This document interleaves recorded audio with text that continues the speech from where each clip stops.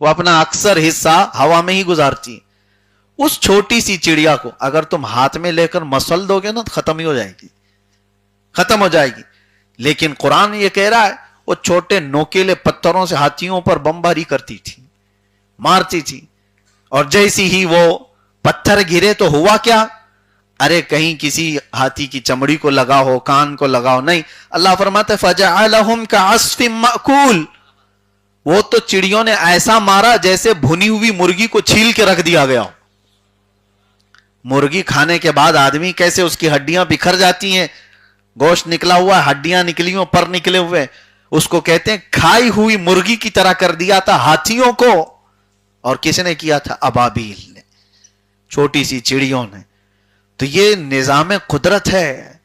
بہت بڑی طاقت کے مقابلے میں بہت بڑی طاقت کو ہونا بھی ضروری نہیں ہے. اور اسلامی طاقت, اسلامی تاریخ تو اس سے بھری ہوئی ہے. کبھی بھی آپ اٹھا کر دیکھیں, بدر میں میدان میں آنے والے کفار نے بہت ہلکے میں لیا تھا.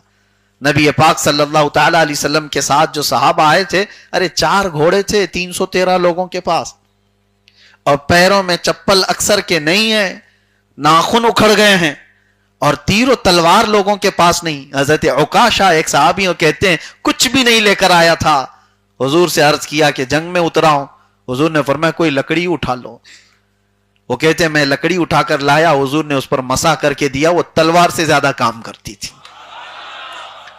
اور وہ لکڑی ختم نہیں ہوئی, انہوں نے اپنے پاس زندگی بھر رکھا, اور دور صدیق اکبر میں بھی تھی, دور فاروق اعظم میں بھی تھی. جس لکڑی سے انہوں نے جنگ بدر لڑی تھی. اور حضرت سہیل بن ثابت ایک صحابی کہتے ہیں کچھ کے پاس تلواریں تھی جس سے سبزی بھی نہیں کٹتی تھی. لیکن قرآن میں اللہ فرما رہا ہے اس واقعے کو ذکر کرتے ہوئے, صحابہ کہتے ہیں ہم کسی کے سامنے مقابلے کے لیے گئے ہوتے, تلوار ہماری اٹھی ہوتی ہے لیکن گردن اس کی پہلے سے گری ہوئی ہوتی. یہ کیسے؟ رب فرماتا وما رمیت اذ رمیت ولکن اللہ رما, جب تم تیر پھینک رہے تھے, اللہ فرما رہا ہے تم نے نہیں پھینکا, اللہ نے پھینکا ہے.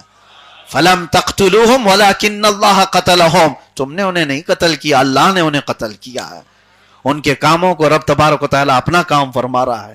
جب مشیت ایزدی کو جلال آتا ہے تو بہت چھوٹی طاقتوں سے اللہ تعالیٰ بڑے بڑوں کے نشوں کو ختم کرتا ہے.